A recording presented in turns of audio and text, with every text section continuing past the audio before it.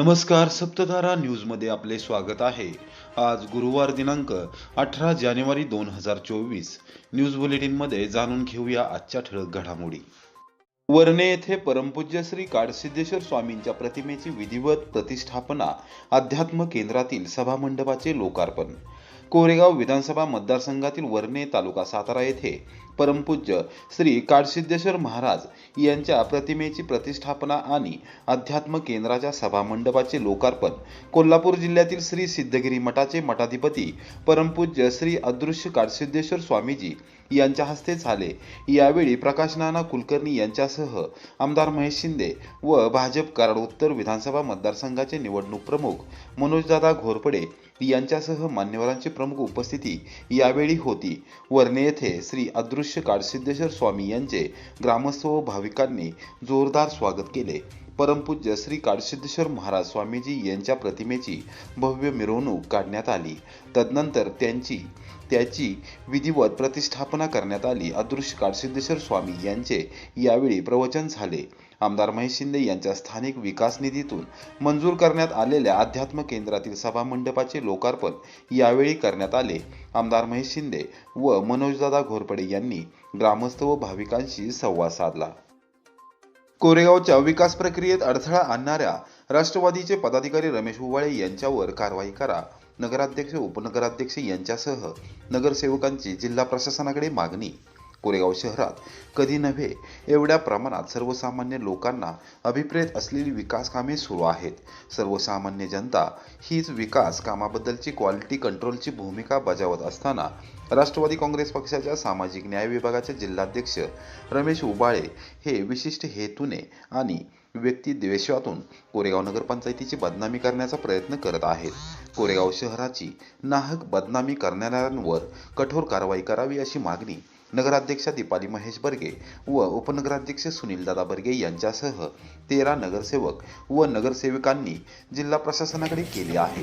गुरुवारी जिल्हाधिकारी कार्यालयात निवासी उपजिल्हाधिकारी नागेश पाटील यांची जिल्हा नियोजन समितीचे सदस्य राहुल प्रकाश बर्गे, कोरेगाव विकास आघाडीचे अध्यक्ष तथा प्रथम नगराध्यक्ष प्रशांत उर्फ राजाभाऊ बर्गे, पंचायत समितीचे माजी सदस्य तथा भारतीय जनता पक्षाच्या अनुसूचित जाती जमाती मोर्चाचे जिल्हा उपाध्यक्ष रवींद्र बोतालजी, नगराध्यक्षा दीपाली महेश बर्गे, उपनगराध्यक्ष सुनील बर्गे, माजी नगरसेवक महेश साहेबराव बर्गे, माजी उपनगराध्यक्ष व स्वीकृत नगरसेवक जयवंत पवार, नगरसेवक राहुल रघुनाथ बर्गे, साईप्रसाद बर्गे, सागर बर्गे, सागर विरकर, राजेंद्र वैराट, परशुराम बर्गे, वनमाला बर्गे, संगीता ओसवाल, शीतल बर्गे, संजीवनी बर्गे, स्नेहल आवटे, स्वीकृत नगरसेवक फिरोज काझी, माजी नगरसेवक सचिन भैया बर्गे, शिवसेना शिंदे गट कोरेगाव शहर प्रमुख महेश शामराव बर्गे, अनिकेत सूर्यवंशी व संजय दुबळे यांनी भेट घेतली व कोरेगाव नगरपंचायतीच्या विकास प्रक्रियेत अडथळा आणून कोरेगाव शहराची नाहक बदनामी करणाऱ्या राष्ट्रवादी काँग्रेस पक्षाच्या सामाजिक न्याय विभागाचे जिल्हाध्यक्ष रमेश उबाळे यांच्यावर कारवाई करण्याची मागणी केली। शहरात सुरू असलेल्या विकास कामांची जिल्हा प्रशासनाने स्वतंत्र पथकामार्फत पाहणी करावी।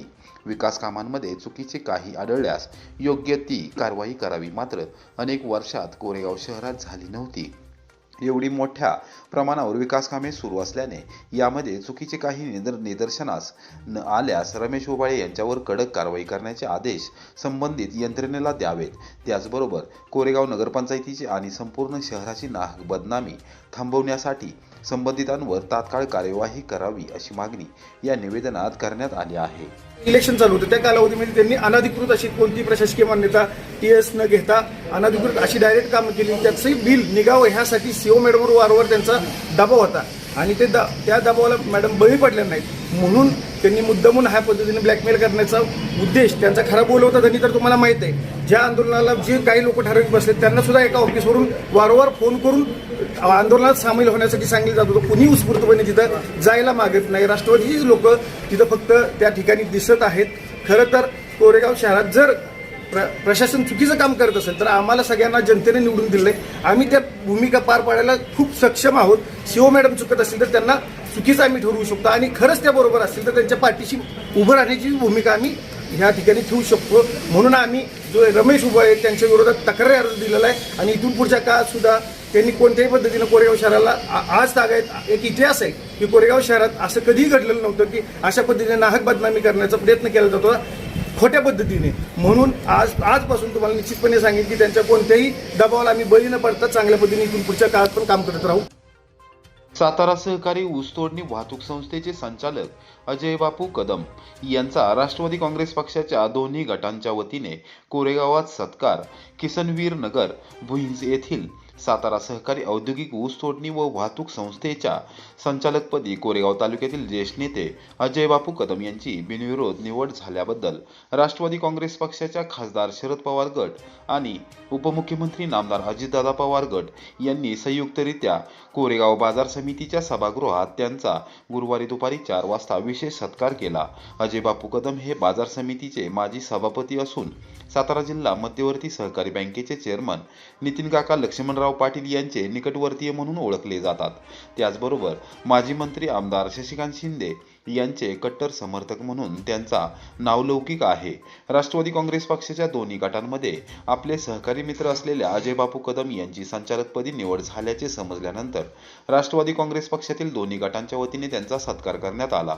पंचायत समितीचे माजी सभापती राजाभाऊ जगदाळे, संजय झव्वर, बाजार समितीचे माजी सभापती प्रतापराव कुमुकले निकम, राष्ट्रवादी काँग्रेस पक्षाच्या खासदार शरद पवार गटाचे कोरेगाव तालुका कार्यकारी अध्यक्ष श्रीमंतदादा झांजुर्णे, बाजार समितीचे विद्यमान सभापती जयवंतदादा घोरपडे, संचालक ॲडव्होकेट पांडुरंग भोसले, राहुल साबळे, मजूर फेडरेशनचे माजी संचालक श्रीमंत भाऊ झांजुर्णे, जिल्हा नियोजन समितीचे माजी सदस्य संजय पिसाळ, भगवानराव घाडगे, नानासाहेब बिलारे यांच्यासह मान्यवरांनी अजय बापू कदम यांचे अभिनंदन केले. किसनवीर सातारा सहकारी साखर कारखाना आणि सातारा सहकारी औद्योगिक व ऊसतोडणी वाहतूक संस्थेच्या माध्यमातून ऊस उत्पादक शेतकऱ्यांना न्याय दिला जाईल. शेतकऱ्यांचे सर्व प्रश्न प्राधान्यक्रमाने सोडवले जातील अशी ग्वाही अजय बापू कदम यांनी सत्काराला उत्तर देताना दिली. कोरेगावातील विकास कामांवरून रमेश उबाळे यांचे पुन्हा एकदा नगरपंचायत प्रशासनाला खुले आव्हान.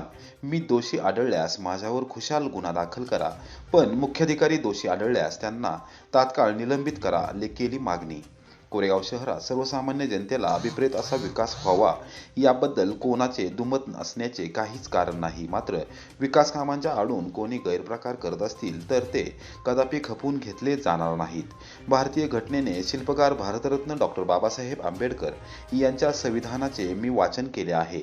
मी कुठेही चुकीचे वागत नाही. त्यामुळे कोरेगाव शहरातील विकास कामांबाबत उपस्थित केलेल्या प्रश्नांबाबत उत्तर द्यायला जागा नसल्याने नगरपंचायतीने जिल्हा प्रशासनाकडे धाव घेतली आहे. जिल्हा प्रशासनाने खुशालपणे शहरातील विकास कामांची पाहणी करावी. मी दोषी असेल तर माझ्यावर गुन्हा दाखल करावा. मात्र मुख्याधिकारी जर दोषी आढळल्या तर तात्काळ त्यांच्यावर निलंबनाची कारवाई करून त्यांना घरचा रस्ता दाखवावा, असे खुले आव्हान राष्ट्रवादी काँग्रेस पक्षाच्या खासदार शरद पवार गटाच्या सामाजिक न्याय विभागाचे जिल्हाध्यक्ष रमेश उबाळे यांनी केले आहे. कोरेगाव नगरपंचायतीच्या वतीने नगराध्यक्ष, उपनगराध्यक्ष व नगरसेवकांनी राष्ट्रवादी काँग्रेस पक्षाच्या कोरेगाव येथे सुरू असलेल्या ठिय्या आंदोलनाच्या विरोधात गुरुवारी जिल्हाधिकारी कार्यालयात जाऊन निवासी उपजिल्हाधिकारी नागेश पाटील यांना निवेदन सादर केले आहे. त्यामध्ये शहरातील विकास कामांची पाहणी करण्याची मागणी करण्यात आली आहे. हा मुद्दा पकडून रमेश उबाळे यांनी पुन्हा एकदा कोरेगाव नगरपंचायतीला आणि मुख्याधिकाऱ्यांना खुले आव्हान दिले आहे. ठिय्या आंदोलनाच्या आजच्या 4थ्या दिवशी गुरुवारी दुपारी निवडक पत्रकारांशी बोलताना रमेश उबाळे यांनी कोरेगाव शहरातील विकास कामांची जिल्हा प्रशासनाने पाहणी करावी अशी मागणी यापूर्वीच केली असल्याचे निदर्शनास आणून दिले. मी आजवर जेवढी आंदोलने हातात घेतली ती सर्वसामान्य जनतेशी निगडीत होती. राजकीय भूमिकेतून अथवा राजकीय द्वेषातून कोणतीही भूमिका मांडलेली नाही. कोरेगाव नगरपंचायतीच्या प्रशासन आणि पदाधिकाऱ्यांना या आंदोलनाबाबत काहीच करता येत नसल्याने त्यांनी निवेदन देण्याचा प्रयत्न केला आहे. त्यांनी देखील विकास कामांच्या पाहण्याची मागणी केली आहे. आमची मागणी सुद्धा तीच आहे. त्यामुळे जिल्हा प्रशासनाने पारदर्शकपणे विकास कामांची पाहणी करावी. माझे जर चुकत असेल तर माझ्यावरती खुशालपणे गुन्हा दाखल करावा. जर मुख्याधिकारी दोषी आढळल्या तर त्यांच्यावर तात्काळ निलंबनाची कारवाई करून त्यांना घरचा रस्ता दाखवावा अशी मागणी रमेश उबाळे यांनी केली आहे. एवढं सगळं होऊन देखील मुख्य अधिकाऱ्यांनी झोपेचं सोंग घेतलेलं आहे आणि मोठ्या प्रमाणात भ्रष्टाचार झालेला आहे. हा माझा आरोप आहे. माझ्याकडे याचे सर्व पुरावे आहेत. सर्व कागद असल्याशिवाय मी कधीही कुठल्या उपोषणाला बसत नाही.